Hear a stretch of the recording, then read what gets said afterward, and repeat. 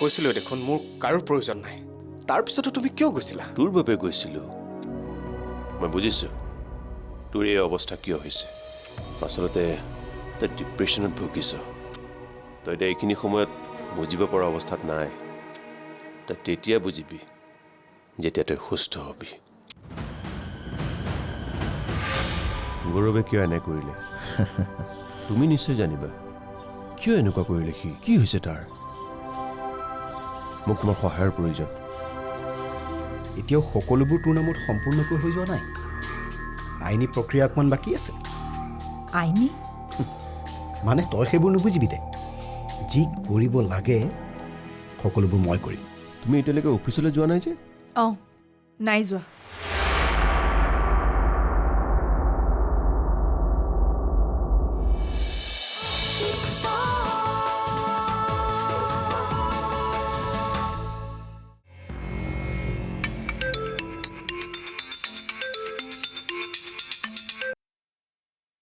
Hello',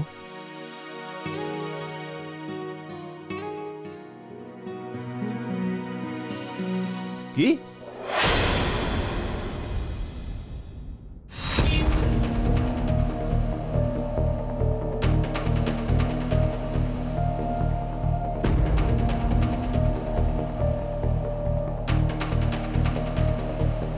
Ranjita, এইবোৰ কি হৈছে? কি হৈছে এইবোৰ? এই ৰাতিপুৱাই চিঞৰ বাখখন কৰিবলৈ কি হৈছে? তোমাৰ ভাই মোৰ অফিচত সোমাবলৈ কেনেকৈ পালে? সি অপদাৰ্থটো গৌৰৱৰ চকীত বহিবলৈ ক'ত অধিকাৰ পালে? মই দিছোঁ। তুমি কোনহে সিদ্ধান্ত ল'বলৈ? কোম্পানীৰ মালিকনী। পাগলী হৈছা নেকি? কি কৈ আছা এইবোৰ? কেৱল কোম্পানীৰে নহয়, গৌৰৱৰ নামত থকা মাটি বাৰী সম্পত্তিৰ মালিকনী মই। ৰঞ্জিতা, ৰ'ব, এইখন ঘৰত মোৰ ওপৰত চিঞৰাৰ অধিকাৰ মই কাকো দিয়া নাই।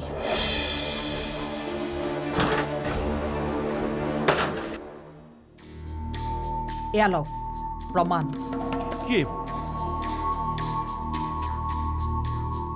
আৰে কেনেকৈ হ'বলৈ পালে এইবোৰ? কি প্ৰশ্ন কৰিছে আপুনি? এয়া আপোনাৰ ল'ৰা গৌৰৱৰ চহী। সি স্ব ইচ্ছাই মোক দিছে। হ'ব নোৱাৰে। কি কৈছা এইবোৰ তুমি? গৌৰৱে কেতিয়াও এনেকুৱা মূৰ্খামি কৰিব নোৱাৰে।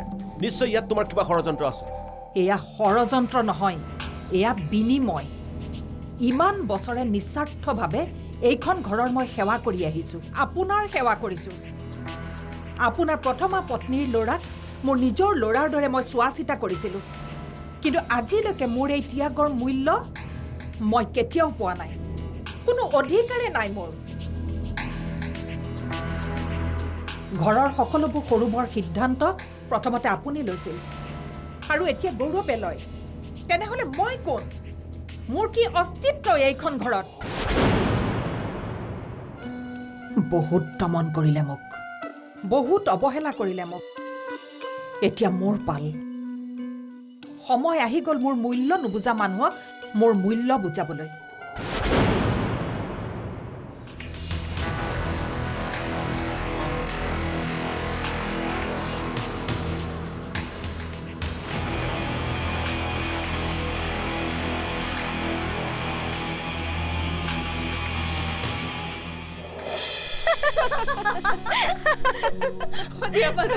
আগতে নহয় বাৰে মই ঠাণ্ডাৰ দিনত আইচক্ৰীম খোৱা কম্পিটিশ্যন পাতিছিল আৰু প্ৰতিবাৰে বা জিকে।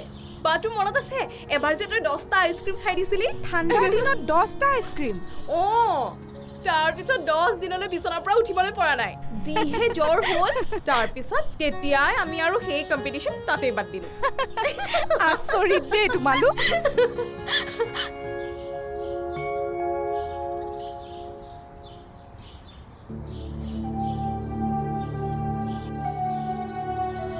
বা তোৰ হৈছে কি? এবাৰ ঘৰলৈ নাযাওঁ বুলি সিদ্ধান্ত লোৱাৰ পাছত আকৌ মন কিয় বেয়া কৰি আছ? চাহ পাহাৰী, তই কথাবোৰ পাহৰিব লাগিব। মনটো আনফালে ব্যস্ত কৰি ৰাখচোন কেইদিনমান। লাহে লাহে চাবি সকলো ঠিক হৈ যাব। কি বিচাৰ তহঁতে? মই তহঁতৰ দৰে এতিয়া এনেকৈ হাঁহি থাকিব লাগে? সেয়া সম্ভৱ নহয়। মই মোৰ অসুস্থ স্বামীক এৰি থৈ আহিছোঁ। যিজন মানুহে নিজে একো এটা কাম কৰিব নোৱাৰে মই তেওঁক এৰি থৈ আহিছোঁ। তেওঁতো তোক নিজে এৰি গুচি আহিবলৈ কৈছিল। তেওঁ মোক এনেই এৰি আহিবলৈ কোৱা নাই। তেওঁ মোক বিচাৰে, কিন্তু ভয় কৰে। মোৰ ভৱিষ্যতক লৈ তেওঁ ভয় কৰে। তেওঁ ভাবে মই যদি তেওঁৰ লগত থাকোঁ তেনেহ'লে মোৰ ভৱিষ্যতটো নষ্ট হৈ যাব।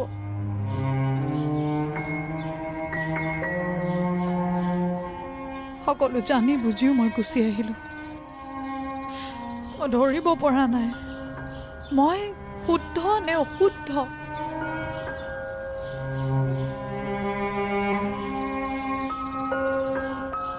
মই বহুত কষ্টত আছোঁ।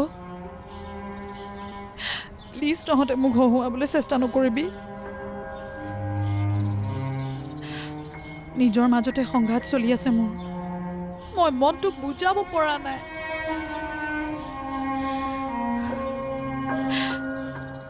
দয়া কৰ তহঁতে মোৰ ওপৰত।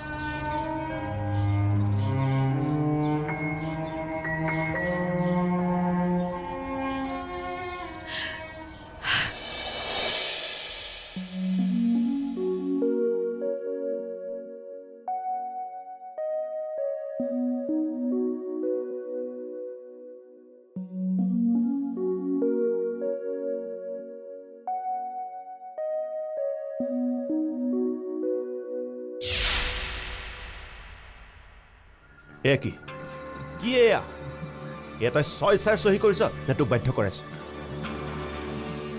মই স্বইচ্ছাই চহী কৰিছোঁ। কি? কিন্তু কিয়? মোক উত্তৰ দে গৌৰৱ। ইমান কষ্টেৰে গঢ়া সম্পত্তি তই ৰঞ্জিতাৰ নামত কিয় লিখি দিছ? এইবোৰ মই গঢ়া সম্পত্তি। মই যাক বিচাৰোঁ তাৰ নামতে কৰিব পাৰোঁ। কি হৈছে তোৰ গৌৰৱ? কিয় তই এনেকুৱা কাম কৰি আছ?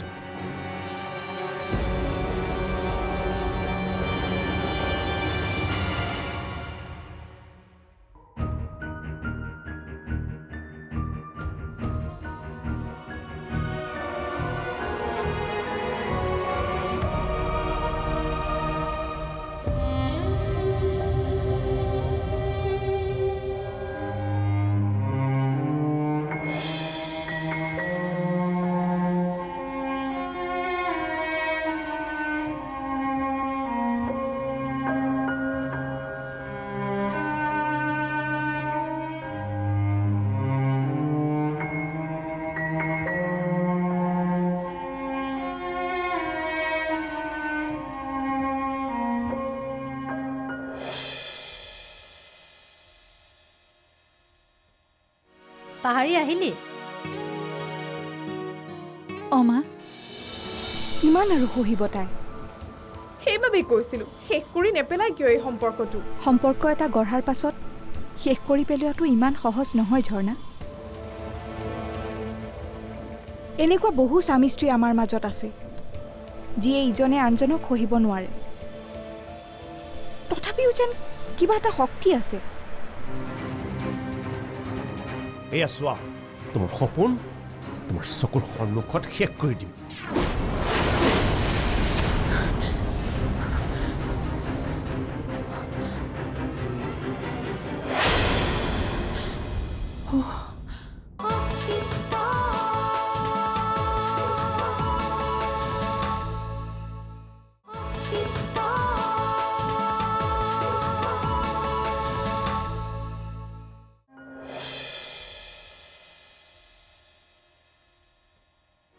পাহাৰী আহিলি? মা তহঁত তিনিও ফুৰিবলৈ গৈছিলি? ভাবিছিলোঁ সন্ধিয়া হোৱাৰ আগতে ঘৰ নাপাওঁহি।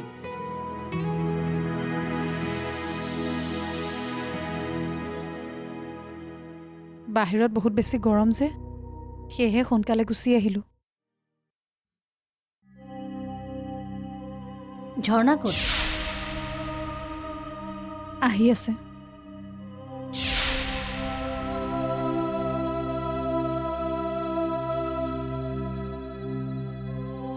মই জানো আমি দেখাকৈ তই চকু পানী নুমুচিলেও তই আমাৰ পৰা লুকুৱাবলৈ যিমানেই চেষ্টা নকৰ কিয় মাৰ হওঁ মই তোৰ সন্তানৰ কিবা এটা হ'লে আটাইতকৈ প্ৰথমতে কষ্ট পোৱা মানুহজনী হৈছে মাক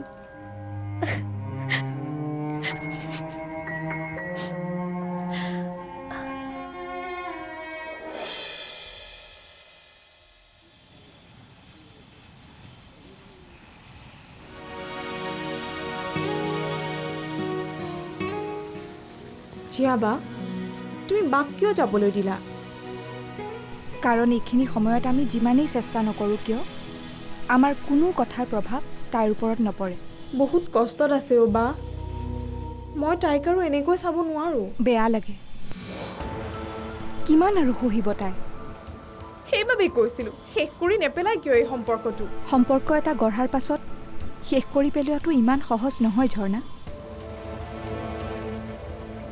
এনেকুৱা বহু স্বামী স্ত্ৰী আমাৰ মাজত আছে যিয়ে ইজনে আনজনক সহিব নোৱাৰে তথাপিও যেন কিবা এটা শক্তি আছে যিয়ে সিহঁতক একলগ কৰি ৰাখে মই হ'লে সেইবোৰ একো বুজি নাপাওঁ দেই কি অদ্ভুত সম্পৰ্ক এয়া তুমি হাঁহিছা কিয় সঁচা কৈছোঁ এইবোৰ দেখি শুনি মোৰ এতিয়া বিয়া হ'বলৈ ভয়ে লাগিছে জীয়াবা তেনেকৈ কিয় ভাবিছা পাহাৰীৰ লগত যি হ'ল সেয়া তোমাৰ লগত নহ'বও পাৰে ঘৰলৈ অহাৰ পৰা তাই কেৱল চকু পানীয়েই ঢুকি আছে কিয় বাৰ্ডৰ ছোৱালী এজনীৰ লগত এনেকুৱা হ'ল বাৰু চিন্তা নকৰিবা তোমাৰ বা বহুত শক্তিশালী তাই নিজেই নিজকে চম্ভালি ল'ব সময় লাগিব কিন্তু সকলো ঠিক হৈ যাব তোমাৰ পুৰণি বাজনী আকৌ উভতি আহিব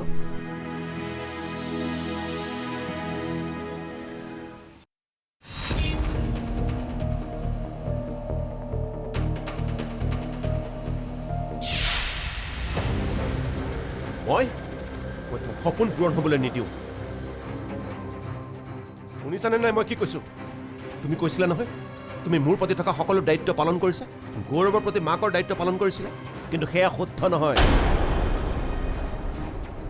তুমি কোনোদিন ভালদৰে পত্নীৰ দায়িত্ব পালন কৰা নাই কোনোদিন গৌৰৱক সদায় মাহী মাকৰ দৃষ্টিৰে চাই আহিছে যদিও মই কোনোদিনে আপত্তি নেদেখুৱাওঁ তথাপি জানো এইখন ঘৰত কি চলি আছে তুমি সদায় গৌৰৱৰ তন্ময়ৰ মাজত ভেদভাৱ আনা তন্ময়ৰ মনত এনেকুৱা ভাৱ সোমোৱাই দিছা যেন কি তাৰ ভায়েক নহয় শত্ৰুহে এয়া চোৱা তোমাৰ সপোন তোমাৰ চকুৰ সন্মুখত শেষ কৰি দিম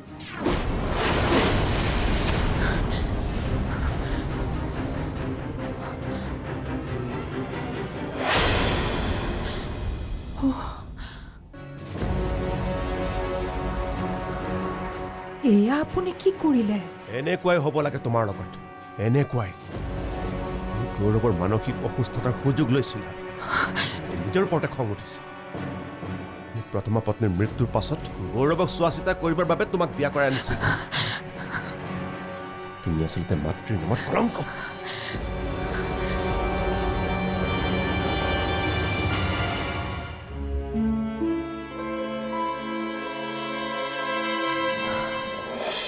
হয় তুমি খুব বিশ্বাসী কাৰণে মই তোমাৰ হতুৱাই গোটেই কামখিনি কৰাইছিলোঁ তুমি ভালদৰে বুজি পালা নহয় অঁ পাইছোঁ আপুনি কোৱা ধৰণেৰে মই কামখিনি কৰিছোঁ ঠিক আছে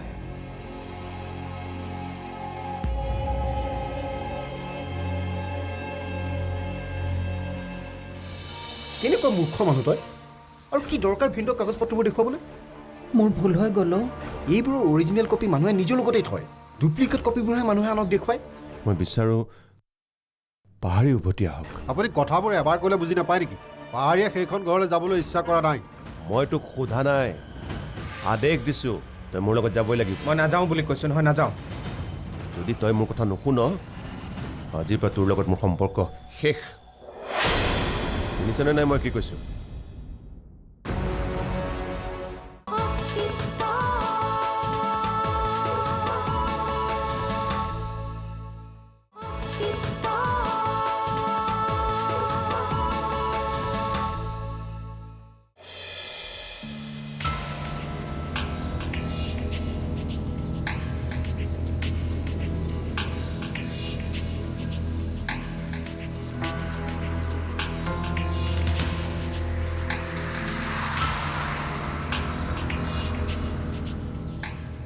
কি হ'ল বাইদেউ? বৰ চিন্তাত আছোঁ যেন পাইছোঁ। বৰ ডাঙৰ ভুল এটা কৰি পেলালোঁ অ'। কি হ'ল নকওক। তোৰ ভিনীহেৰে গৌৰৱে চহী কৰি দিয়া কাগজখন ফালি পেলালে। কি কি ক'লি তই? অঁ, এতিয়া মই কি কৰোঁ ভাবি পোৱা নাই। পায়ো সকলোবোৰ হেৰুৱাই পেলালোঁ মই। কেনেকুৱা মূৰ্খ মানুহ তই? আৰু কি দৰকাৰ ভিন্ন কাগজ পত্ৰবোৰ দেখুৱাবলৈ? মোৰ ভুল হৈ গ'ল অ'। বাৰু সেইবোৰ এতিয়া বাদ দে। তোৰ ওচৰত আৰু এটা কপি আছে নেকি? নাই, ৰাখিব লাগিছিল নেকি? তই মানে সঁচাকৈ এটা মূৰ্খই। তোৰ পৰা মই এনেকুৱা আশা কৰা নাছিলোঁ। এইবোৰৰ অৰিজিনেল কপি মানুহে নিজৰ লগতেই থয়, ডুপ্লিকেট কপিবোৰহে মানুহে আনক দেখুৱায়।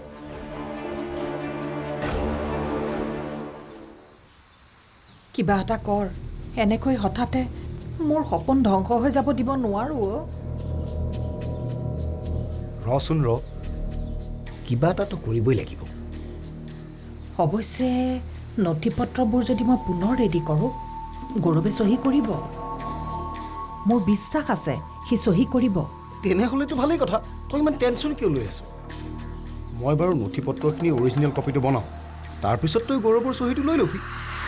অঁ, আৰু এটা কথা, এইবাৰ কিন্তু অৰিজিনেলখিনি তোৰ লগতে ৰাখিবি দেই, আৰু ডুপ্লিকেট কপি এটা কৰি ৰাখিবি। অঁ, সেইটোহে আনক দেখুৱাবি। অঁ, হ'ব দে।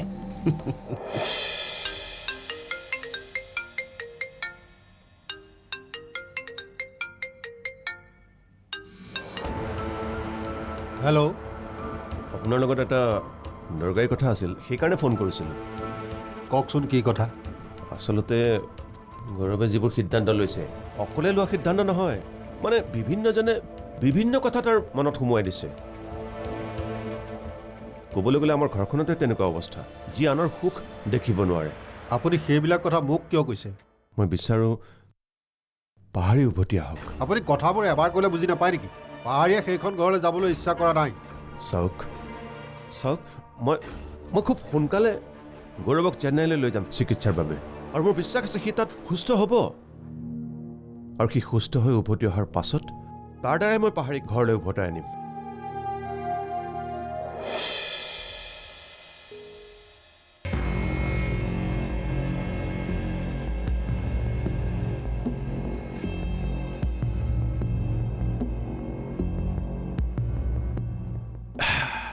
তেতিয়াহ'লে কালিলৈ তই মোৰ লগত ওলাবি।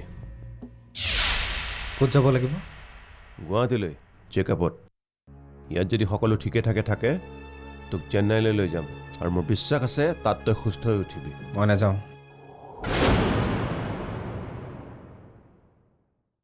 মই তোক সোধা নাই, আদেশ দিছোঁ, তই মোৰ লগত যাবই লাগিব। মই নাযাওঁ বুলি কৈছোঁ নহয়, নাযাওঁ।